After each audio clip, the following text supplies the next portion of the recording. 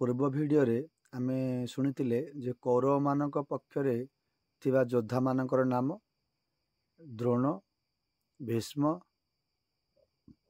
କର୍ଣ୍ଣ, ଅଶ୍ୱତ୍ଥାମା, କୃପାଚାର୍ଯ୍ୟ, ସୌମଦତ୍ତି ବା ଭୂରିଶ୍ରବା, ଜୟଦ୍ରଥ ଇତ୍ୟାଦି। ହେଲେ ଆଜି ଆମେ ଶ୍ରବଣ କରିବା ଭୀଷ୍ମଙ୍କର ପରିଚୟ ବିଷୟରେ। ଭୀଷ୍ମ ଜଣେ କୃଷ୍ଣଙ୍କର ପରମ ଭକ୍ତ। ସେ ଦ୍ୱାଦଶ ମହାଜନ ଭାଗବତରେ ଉଲ୍ଲେଖ ଅଛି। ଷଷ୍ଠ ସ୍କନ୍ଧରେ ସ୍ୱୟମ୍ଭୁ, ନାରଦ, ଶମ୍ଭୁ, କୁମାର, କପିଳ, ମନୁ, ପ୍ରହ୍ଲାଦ, ଜନକ, ଭୀଷ୍ମ, ବଳିର୍, ବୟାସକିର୍, ବୟମ୍। ଯମରାଜ ତାଙ୍କ ଦୂତମାନଙ୍କୁ କହିଛନ୍ତି ଯେ ଏ ସଂସାରରେ 12 ଜଣ ହେଉଛନ୍ତି ମହାଜନ।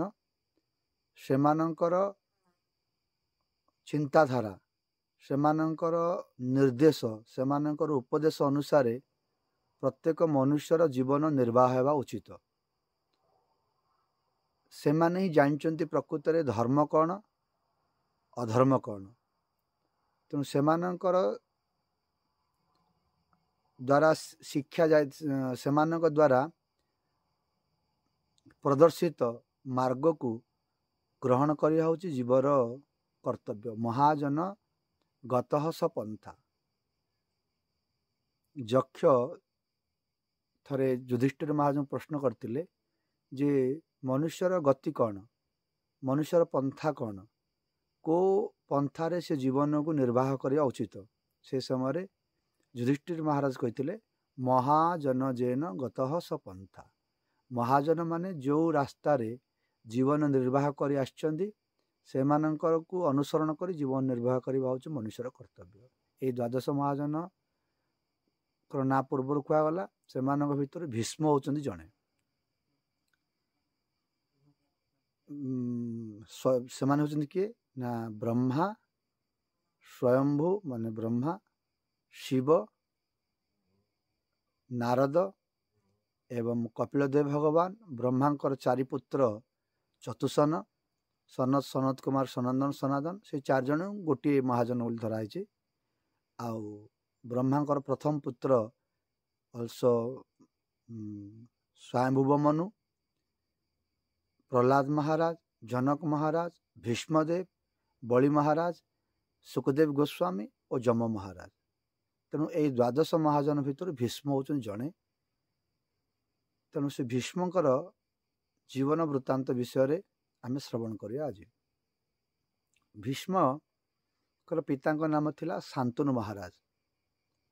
ଶାନ୍ତନୁ ମହାରାଜଙ୍କର ସମୟକ୍ରମେ ଗଙ୍ଗା ଦେବୀଙ୍କ ସହିତ ବିବାହ ହୁଏ ଏବଂ ବିବାହ ସମୟରେ ସର୍ତ୍ତ ଏହା ରହିଲା ଯେ ଗଙ୍ଗା କହିଲେ ଯେ ମୁଁ ଯେତେବେଳେ ଯାହା କରିବି ମୋର କୌଣସି କାର୍ଯ୍ୟରେ ଆପଣ ହସ୍ତକ୍ଷେପ କରିବେ ନାହିଁ।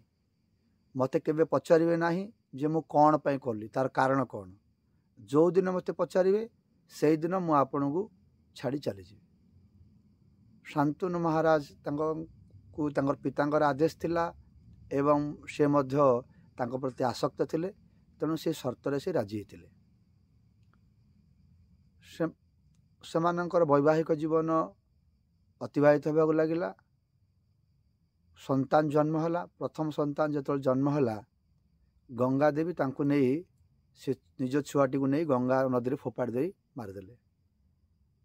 ଯାହାଦ୍ୱାରା ଶାନ୍ତନୁଙ୍କୁ କଷ୍ଟ ହେଲା, କିନ୍ତୁ ସେ କିଛି ପଚାରି ପାରିଲେ ନାହିଁ। କାହିଁକି ନା ପଚାରିଲେ ସେ ପଳେଇଯିବେ। ଏପରି ଭାବରେ 7ଟି ସନ୍ତାନ ଜନ୍ମ ହେଲା। 7ଟି ପୁତ୍ରକୁ ଗଙ୍ଗା ନେଇ ଗଙ୍ଗା ନଦୀରେ ଫୋପାଡ଼ି ଦେଉଥାନ୍ତି। ଅଷ୍ଟମ ସନ୍ତାନ ଯେତେବେଳେ ଜନ୍ମ ହେଲା ତାକୁ ନେଇ ଯେତେବେଳେ ସେ ଗଙ୍ଗା ନଦୀରେ ଫୋପାଡ଼ିବାକୁ ଯାଉଥିଲେ ସେ ସମୟରେ ଶାନ୍ତନୁ ମହାରାଜ କହିଲେ ହେ ଦେବୀ, ତମେ କିଏ? ତମେ ଏପରି ଅତ୍ୟନ୍ତ ଦୁଷ୍କର୍ମ କର୍ମ କାହିଁ କରୁଛ? ଅସୁର ଠାରୁ ମଧ୍ୟ ତମେ ବଳି ଯାଇଛ। ଅସୁର ମାନେ ତାଙ୍କର ଛୋଟ ଛୋଟ ପିଲାମାନଙ୍କୁ ମାରନ୍ତି କିନ୍ତୁ ନିଜ ପୁତ୍ରକୁ କେବେ ମାରନ୍ତି ନାହିଁ। କିନ୍ତୁ ତୁମେ ସେଇ ଅସୁରଠୁ ବଳି ଯାଇଛ। ପ୍ରକୃତରେ ତମେ କିଏ? ଯେତେବେଳେ ଗଙ୍ଗା ଦେବୀ କହିଲେ ଆମର ସର୍ତ୍ତ ଅନୁସାରେ ବର୍ତ୍ତମାନ ମୁଁ ତୁମକୁ ଛାଡ଼ି ପଳେଇଯିବି, କିନ୍ତୁ ତା ଯିବା ପୂର୍ବରୁ ମୋର ପରିଚୟ ତୁମକୁ ଦେଉଛି ଏବଂ ମୁଁ ଯେଉଁ ସନ୍ତାନମାନଙ୍କର ପରିଚୟ ମଧ୍ୟ ଦେଉଛି। ମୁଁ ହେଉଛି ଗଙ୍ଗା ଦେବୀ, ସ୍वर्ଗ ବାସିନ୍ଦା। जो गंगा नदी बर्तमान पृथ्वी प्रवाहित होती मूर्तिमंत मो स्वरूपिणी हेले स्वर्गर 8टी देवता अष्टवसु थरे हिमालय भ्रमण करने समय वशिष्ठ ऋषिंकर आश्रम पहुँची से वशिष्ठ मुनिंकर आश्रम गोटे कामधेनु थिले गोमाता थिले तांकु देखी से अष्टवसु मध्यरु जे कनिष्ठ दियो नामक वसु तांको स्त्री लालायित होते से गोमाताटी को नहीं जावाई बोली स्वामी को अनुरोध करते स्वामी भाई मान कहले शेष वशिष्ठ मुनिंकर अनुपस्थित चोरी करी से गाईटी को से लोभवशतः नहीं आसिले। वशिष्ठ मुनि जेतेबेले आश्रम रे पहुँचले और जानीपारे जे तांकर गोमाताटी नाही के नहीं जाइए सी जड़े उच्चकोटीर साधु थिले निज ध्यान बल जानीपारे जे अष्टवसु नहीं जाइछन्ति तेणुक से अभिशाप तांको देले जे तमे मर्त्य लोकरे जन्म देवता होइथिले मध्य मर्त्य लोक तुम जन्म ग्रहण करियो। अष्टवसु जेतेबेले जना पड़ला जे से वशिष्ठ मुनि अभिशाप देइछन्ति सेतेबेले से मैंने आसी वशिष्ठ मुनि निकट में शरणापन्न हेले कहले आम क्षमा करंतु आमर भूल हो जाइए किंतु वशिष्ठ मुनि कहले जेहेतु मुझे अभिशाप दे देइछि से अभिशाप तो निश्चय फलवती हे तुम्हें जो क्षमा मागुच तुम्हें 7 भाई जन्म होला पर पलि आसिबो किंतु जो दियो नामक वसु जार जीए तार स्त्री वशीभूत हो चोरी कला आउ तुम मैंने साहाय्य करथिल किंतु जी सी है मूल लोक जी स्त्री वशीभूत होता सी दीर्घ दिन धरी दीर्घ वर्ष धरी से मर्त्यलोक रहिबो बोली किंतु सी तापर सी आसो।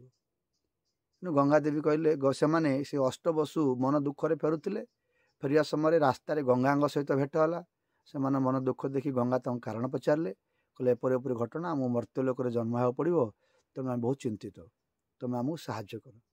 गंगा कहलो ठीक अच्छे मु तुम माँ हैगी रही आउ तुम्हें जन्म हो तुम मु उद्धार करदेवी। तेणु यही जो 7टी पुत्र को हे शांतनु महाराज यही जो 7टी पुत्र को मु गंगारे भसईदेली एमाने कौन सी अलग लोक नुहति से माने से 7टी वसु से माने उद्धार गले आ ये जो पुत्रटी रहिला अष्टम वसु ये वर्तमान दीर्घ दिन धरी ए पृथ्वी पृष्ठ रहिबो मु ए पिलाटी को नहीं पलि जाऊँगी आउ जेतेबेले ये मुझे लालन पालन कर बड़ करदेवी युवक हम से मुझे तुमको आनी देदेवी कही गंगा देवी पुत्रटी को नहीं चलीगले। गंगा से पुत्रटी को परशुराम निकट में अध्ययन करने बोली छाड़देले। परशुराम निकटर से ये होचंदी भीष्म ये जो अष्टम सूत्र ये होचंदी भीष्म आंक ना प्रथम देवव्रत थिला आउ सी परशुराम निकट समस्त युद्ध विद्या एवं शास्त्र विद्या समस्त नीति विद्या धर्म कौन अधर्म कौन से समस्त विषय ज्ञान भगवान परशुराम निकट से शिक्षा लाभ कले। जेतेबेले से परशुराम निकट शिक्षा लाभ करी गंगा माता सहित से मुनि आसिले आसी गंगा आनी शांतनु को देले कहले ये हूँ तुम से पुत्र बर्तमान युवक हो आकु तुम्हें रख। शांतनु महाराज बहुत खुशी हेले पाख रखिले। एति भितरे जेतिक समय भीष्म नथिले निकटरे से भितरे समक्रमे दैवक्रमे शांतनु महाराजंकर सत्यवती सहित माने भल पाइबा बढ़ी जाइतिला एवं विवाह पाई बोली प्रस्तुत हो जाइतिले। ए सत्यवती ये होचंदी व्यासदेवंकर माँ ये जेतेबेले माने गोटे मत्स्य कन्या यांकर देहर दुर्गंध आसुए जेतेबेले यांकर समय आसतिला थरे सी नौका बहुथिले से समय पराशर मुनि को सी पार करथिले नदी रे गंगा नदी रे पार कला समय पराशर मुनिकर पराशर मुनिकर केवल इच्छा मात्रे केवल स्पर्श मात्र जस्ट अल्प केवल स्पर्श मात्रे सी भगवान व्यासदेवंकर प्रकट होता जन्म नहीं प्रकट होता ସତ୍ୟବତୀଙ୍କ ନିକଟରୁ। ଇଏ ହେଉଛନ୍ତି ସେ ସତ୍ୟବତୀ। ଆଉ ତାଙ୍କ ଦେହରୁ ସିଏ ଯେଉଁ ମତ୍ସ୍ୟ ଗନ୍ଧ ଥିଲା ସେ ଦୂର ହୋଇଯାଇଥିଲା ପରାଶର ମୁନିଙ୍କର କୃପାରୁ, ଏବଂ ତଥାପି ସେ କୁଆଁରୀ ଥିଲେ ବୋଲି ଶାସ୍ତ୍ରରେ ନିର୍ଦ୍ଦେଶ ଅଛି। ହେଲେ ସେ ସତ୍ୟବତୀଙ୍କ ସହିତ ଶାନ୍ତନୁଙ୍କର ଭଲ ପାଇବା ବଢ଼ି ଯାଇଥାଏ, ବିବାହ ପାଇଁ ସ୍ଥିର ହୋଇଯାଇଥାଏ। କିନ୍ତୁ ସତ୍ୟବତୀ ଯେତେବେଳେ ଜାଣିଲେ ଯେ ଶାନ୍ତନୁ ମହାରାଜଙ୍କର ଗୋଟିଏ ପୁଣି ପୁତ୍ର ଅଛି, ତାଙ୍କ ବିବାହ ପାଇଁ ଅନିଚ୍ଛକ ପ୍ରକାଶ କଲେ। ଭୀଷ୍ମ ଏକଥା ଜାଣିନଥିଲେ କିଛି। ସେ ଦେଖିଲେ ପିତା ମନ ଦୁଃଖରେ ବର୍ତ୍ତମାନ ଅଛନ୍ତି। ସେ ପଚାରିଲେ, କହିଲେ ପିତା ଆପଣ କାହିଁକି ମନ ଦୁଃଖରେ? କହିଲେ ମୋର ସେପରି କିଛି ନାହିଁ, କିନ୍ତୁ ଲୋକମାନଙ୍କ ଠାରୁ ବୁଝି ଜାଣିପାରିଲେ ଯେ ମୋର ପିତା ସତ୍ୟବତୀଙ୍କୁ ଭଲ ପାଉଥିଲେ, ବିବାହ ପାଇଁ ବୋଲି ସମସ୍ତ ପ୍ରସ୍ତୁତ ହୋଇଥିଲା, କିନ୍ତୁ ସତ୍ୟବତୀ ବିବାହ ପାଇଁ ଅନିଚ୍ଛକ ହେବା ଯୋଗୁଁ ତାଙ୍କର ମନ ଦୁଃଖ ହୋଇଯାଇଛି। ସେ ତାଙ୍କୁ ଖାଇବାକୁ ଭଲ ଲାଗୁନି କି ଠିକରେ ଶୋଇପାରୁନାହାନ୍ତି, ଏପରି ଅବସ୍ଥାରେ ଅଛି। ହେଲେ ତେଣୁ ଭୀଷ୍ମ ନିଜ ପିତାଙ୍କୁ ଖୁସି କରିବା ପାଇଁ ଯାଇ ସତ୍ୟବତୀଙ୍କ ନିକଟରେ ପହଞ୍ଚିଲେ। ଯାଇ ସତ୍ୟବତୀଙ୍କୁ ପଚାରିଲେ, ତୁମେ କାହିଁକି ମୋ ପିତାଙ୍କୁ ବିବାହ କରୁନ? ମୋ ପିତା ତ ଜଣେ ରାଜା, ବିବାହ କଲେ ତୁମେ ରାଣୀ ହେବ, ଆନନ୍ଦରେ ଜୀବନଯାପନ କରିବ, କାହିଁକି ବିବାହ କରୁନ? ସେ କହିଲେ, ନା ମୁଁ ବିବାହ କରିବି ନାହିଁ। ପୂର୍ବରୁ ତୁମ ପିତାଙ୍କ ସହିତ ଭଲ ପାଇବା ସମୟରେ ମୁଁ ଜାଣିଥିଲି ସିଏ ତାଙ୍କର କୌଣସି ସନ୍ତାନ ନାହିଁ ବୋଲି, କିନ୍ତୁ ଯେତେବେଳେ ମୁଁ ଜାଣିଲି ତୁମେ ତାର ଗୋଟେ ସନ୍ତାନ ଅଛ, ସେତେବେଳେ ମୁଁ ବିଚାର କଲି ବିବାହ କରିବି ନାହିଁ ତୁମ ପିତାଙ୍କୁ। କାରଣ ନା ମୁଁ ବିବାହ କଲେ ମୋର ଯେଉଁ ସନ୍ତାନଟି ଜନ୍ମ ହେବ ସେ ତୁମର ଦାସ ହେଇକି ରହିବ। ତୁମେ ଯେହେତୁ ଜ୍ୟେଷ୍ଠ ପୁତ୍ର, ତୁମେ ରାଜା ହେବ, ତୁମର ଚାକର ହେଇକି ମୋ ପୁଅ ରହିବ। ମୁଁ ତାହା ଚାହୁଁନି। କ'ଣ ଚାହୁଁଛନ୍ତି ଆପଣ? ନା ମୋର ପୁଅ ଯଦି ରାଜା ହେବ ତାହେଲେ ମୁଁ ବିବାହ କରିବି। ଭୀଷ୍ମ କହିଲେ, ଠିକ୍ ଅଛି, ମୁଁ ପିତାଙ୍କର ଖୁସି ପାଇଁ ଆଉ ମୁଁ ଆଜୀବନ ଶପଥ କରି କହୁଛି ମୁଁ ରାଜା ହେବିନି। ମୁଁ ତୁମର ପୁତ୍ର ରାଜା ହେଲେ ମୁଁ ତାଙ୍କର ଦାସ ହୋଇ ରହିବି, ମୁଁ ତାଙ୍କ ସେବା କରିବି। ସତ୍ୟବତୀ କହିଲେ, ତଥାପି ମୁଁ ବିବାହ କରିବା ପାଇଁ ରାଜି ଇଚ୍ଛା ପ୍ରକାଶ କରୁନି। କାରଣ ତୁମେ ରାଜା ନହେଲେ ମଧ୍ୟ, କିନ୍ତୁ ତୁମେ ଯେତେବେଳେ ବିବାହ ହେବ ତୁମର ପତ୍ନୀଙ୍କ ନିକଟରୁ ଗୋଟେ ପୁତ୍ର ଜନ୍ମ ହେବ, ସେ ପୁତ୍ର ପୁଣି ପରେ ରାଜା ହେବ। ଯେହେତୁ ତୁମେ ଜ୍ୟେଷ୍ଠ ପୁତ୍ର, ଜ୍ୟେଷ୍ଠ ପୁତ୍ରଙ୍କର ପୁତ୍ର ସିଏ ନିଶ୍ଚୟ ଜ୍ୟେଷ୍ଠ ହେବ। ତେଣୁ ମୋର ନାତି ଆଉ ରାଜା ହେଇପାରିବନି, ସିଏ ତୁମର ପୁତ୍ରର ସିଏ ଦାସ ହୋଇକି ରହିବ। ତେଣୁକରି ମଧ୍ୟ ମୋ ବିବାହ ଆଉ ଇଚ୍ଛା ନାହିଁ। ସେ ଭୀଷ୍ମ ଦେବ କହିଲେ, ହଉ ଠିକ୍ ଅଛି, ତାହେଲେ ମୁଁ ବିବାହ ମଧ୍ୟ କରିବି ନାହିଁ, କିନ୍ତୁ ଆପଣ ମୋର ପିତାଙ୍କୁ ବିବାହ କରନ୍ତୁ। ସତ୍ୟବତୀ କହିଲେ, ଠିକ୍ ଅଛି, ତୁମେ ଶପଥ କର। ଭୀଷ୍ମ ତ୍ରିବାର ସତ୍ୟ କରି ପ୍ରତିଜ୍ଞା କଲେ, ମୁଁ ନା ମୋ ଜୀବନରେ କି ବିବାହ କରିବି, ନା ମୁଁ ରାଜା ହେବି। ଆଉ ଯିଏ ହସ୍ତିନାପୁରର ରାଜା ହେବ, ତୁମର ପୁତ୍ର, ନାତି, ପଣିନାତି, ମୁଁ ସମସ୍ତଙ୍କର ଦାସ ହୋଇକି ରହିବି। ଯେଦିନ ପର୍ଯ୍ୟନ୍ତ ମୋ ଜୀବନ ଥିବ ସେଦିନ ପର୍ଯ୍ୟନ୍ତ ମୁଁ ସେମାନଙ୍କର ଦାସତ୍ୱ ସ୍ୱୀକାର କରି ମୁଁ ତାଙ୍କ ସେବା କରିବି ଏବଂ ତାଙ୍କୁ ମୁଁ ରକ୍ଷା କରିବି, ଏହା ମୁଁ ଶପଥ କରୁଛି। ଏତିକି କରିବା ପରେ ସତ୍ୟବତୀ ରାଜି ହେଇଥିଲେ। ଶାନ୍ତନୁ ମହାରାଜଙ୍କର ସତ୍ୟବତୀ ସହିତ ବିବାହ ହେଇଥିଲା। ଶାନ୍ତନୁ ମହାରାଜ ନିଜ ପୁତ୍ରର ଏପରି ଦୃଢ଼ ପ୍ରତିଜ୍ଞାକୁ ଦେଖି ବହୁତ ଖୁସି ହେଇଥିଲେ ଏବଂ ସେ ମନ ଦୁଃଖ ବି କରିଥିଲେ ମୋ ପୁତ୍ର ଆଉ ବିବାହ କରିପାରିବ ନାହିଁ ବୋଲି। କିନ୍ତୁ ତଥାପି ସେ ଖୁସି ହେଇ ତାଙ୍କୁ ଆଶୀର୍ବାଦ ଦେଇଥିଲେ ଯେ ତୁମର ଦୀର୍ଘାୟୁ ହେବ, ତୁମର ଇଚ୍ଛା ମୃତ୍ୟୁ ପ୍ରାପ୍ତ ଲାଭ ହେବ। ତୁମେ ଯେବେ ଇଚ୍ଛା କରିବ ତୁମର ମୃତ୍ୟୁ ହେବ, ତା ପୂର୍ବରୁ ତୁମକୁ କେହି ମଧ୍ୟ ମାରିପାରିବ ନାହିଁ ଏବଂ ଯୁଦ୍ଧରେ ମଧ୍ୟ ତୁମକୁ କେହି କେବେ ପରାଜୟ କରିପାରିବ ନାହିଁ। ମୋର ଇଏ ହେଲା ତୁମକୁ ଆଶୀର୍ବାଦ। ଏପରି ଭାବରେ ଶାନ୍ତନୁ ମହାରାଜଙ୍କର ସତ୍ୟବତୀଙ୍କ ନିକଟରୁ ଦୁଇଟି ପୁତ୍ର ଜନ୍ମ ହୁଏ। ଜ୍ୟେଷ୍ଠ ପୁତ୍ର ଚିତ୍ରାଙ୍ଗଦ ଏବଂ କନିଷ୍ଠ ପୁତ୍ର ହେଉଛନ୍ତି ବିଚିତ୍ର ବୀର୍ଯ୍ୟ। ଦୁଇଟି ପୁତ୍ର ଜନ୍ମ ହେବା ପରେ ସମୟକ୍ରମେ ଶାନ୍ତନୁ ମହାରାଜଙ୍କର ମୃତ୍ୟୁ ହୁଏ ଏବଂ ତେଣୁ ଚିତ୍ରାଙ୍ଗଦ ବାଳକ ହୋଇଥିଲେ ଜ୍ୟେଷ୍ଠ ପୁତ୍ର, ତାଙ୍କୁ ରାଜା ରୂପରେ ରାଜଗଦିରେ ଭୀଷ୍ମ ବସେଇଲେ। କିନ୍ତୁ ସେ ଚିତ୍ରାଙ୍ଗଦ ଯେତେବେଳେ ଯୁବକ ହେଲେ, ଥରେ ଗନ୍ଧର୍ଵମାନଙ୍କ ସହିତ ଯୁଦ୍ଧ ହୋଇଥିଲା। ଗନ୍ଧର୍ଵମାନଙ୍କ ରାଜା ଯିଏ जे मुख्य तांको ना भी चित्रसेन तांको सहित एठी शांतनु महाराजंकर सत्यवती निकट जन्म होता जो पुत्र चित्रसेन सह युद्ध हुए से युद्ध रे ए चित्रसेन मृत्युवरण करती तेणु विचित्र बीर्ज तापर राजा हुंती विचित्र बीर्ज जो युवक हेले तांकर विवाह पाई सत्यवती गंगा पुत्र भीष्म को कहले हे भीष्म आउ काशी राजा तीनोटी कन्या स्वयंवर सभा होची तुम्हें सेठाकू जाओ जाई से तीनोटी कन्या को नहीं आस मो पुत्र विवाह पे बोली तेणु भीष्म काशी राजा स्वयंवर सभा गले सेठारे समस्त राजा को पराजय करी तांकर तीनोटी कन्या अंबा अंबिका और अंबालिका को नहीं आसिले विचित्र बीर्जों सहित विवाह देवाई बोली से माँ सत्यवती